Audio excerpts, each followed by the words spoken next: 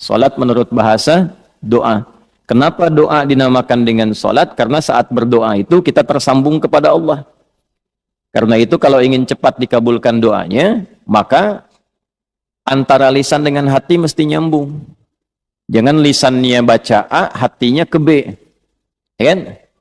Doanya minta lulus ujian, tapi hatinya berpikir kredit cicilan, kan repot tuh. Nah, jadi mesti nyambung.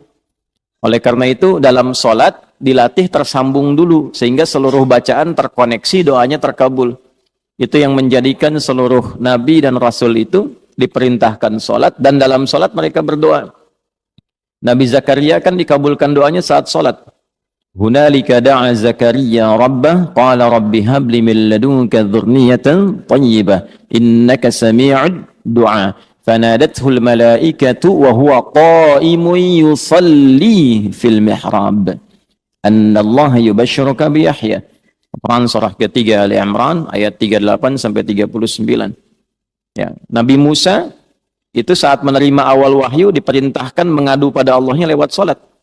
Quran surah 20 ayat 14. Innani anallahu la ilaha illa ana fa'budni wa aqimis salata lidzikri.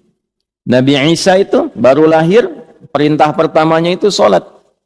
Ya, Quran surah ke-19 itu Maryam ayat 31 sampai dengan 33 itu. Wa ja'alani mubarakan aina ma kuntu wa awsani bis shalah. Nabi Ismail alaihissalam sampai mewasiatkan pada keluarganya supaya konsisten sholat agar terus terkoneksi dengan Allah. Saya selalu memberikan logika begini. Kalau Anda itu punya koneksi dengan pejabat, aksesnya mudah kan? Gitu. Punya koneksi dengan DKM ini aksesnya mudah ke masjid tuh. Ya. Baik. Nah, punya koneksi dengan Allah apa yang sulit bagi Allah? Nah, Nabi Ismail alaihissalam itu mewanti-wanti keluarganya dan meminta, bahkan memerintahkan mereka konsisten menjaga sholat. Itu diabadikan di Al-Quran surah ke-19 Maryam di ayat ke-55.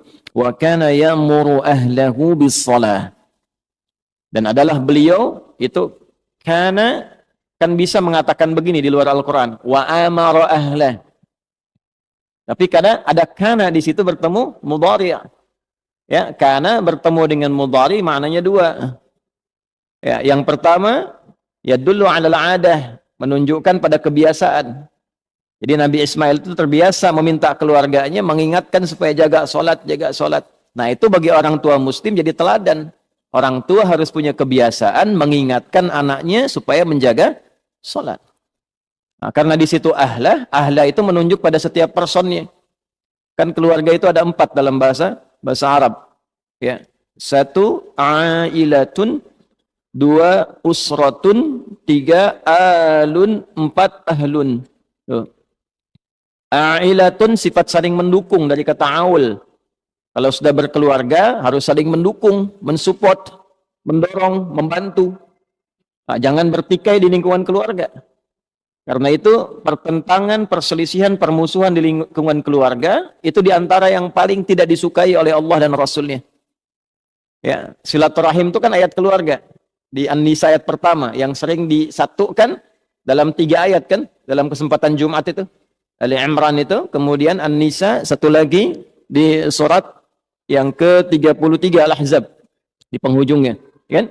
Yang di An-Nisa ayat pertama, ya ayyuhan nasu taqu rabbakumul ladzi khalaqakum min nafsin wahidah wa khalaqa minha zawjaha wa batta minhuma rijalan katsiran wa nisaa wattaqullaha alladzi tasaaluna bihi wal arham. Nah, jadi dan ulul arham itu kan yang pertama keluarga inti. Menyambungkan arham, menyambungkan silah, ya, terkoneksi dengan kuat di antara bagian keluarga itu bagian dari ketakwaan. Mafhum mukhalafahnya apa? Ya, mafhum mukhalafahnya, pengertian terbaliknya, memutus rahim, memutus hubungan kekeluargaan itu termasuk dari penyimpangan terhadap nilai takwa. Nah, itu mesti hati-hati. Karena itu wasiat para nabi itu sebelum meninggal itu menyatukan keluarganya dulu, bukan dalam masalah harta. Awas, hati-hati itu. Ya, ada 3 dosa bertumpuk diantaranya pada orang-orang yang rebutan warisan sampai tercerai-berai. Itu pelanggarannya 3 dan termasuk pada kategori dosa besar itu. Ya, rebutan warisan sampai bertengkar sampai memutus hubungan silaturahim. Karena itu orang tua dalam hidup satukan, ingatkan sholat, bahkan sebelum meninggal harus dipastikan itu. Ya, itu ada di Al-Quran surah kedua Al-Baqarah di ayat 132. Am kuntum syuhada'a idh hadara Ya'qub al-maut idh qala li banihi ma ta'buduna min ba'di qalu na'budu ilahaka wa ilaha abaika Ibrahim wa Ismail wa Ishaq ilahu wahidah wa nahnu lahu muslimun. Apakah kalian pernah dengar kisah, pernah tahu tentang cerita bagaimana Nabi Ya'qub itu menjelang wafatnya beliau kumpulkan anak-anaknya, keluarga besarnya. Kalau besok lusa bapak meninggal, iman kalian bagaimana? Salat kalian bagaimana? Jangan khawatir, kami akan konsisten menjaga tauhid, iman kami menyembah Allah ya seperti generasi bapak dan kakek moyang kita itu menjaga itu semua.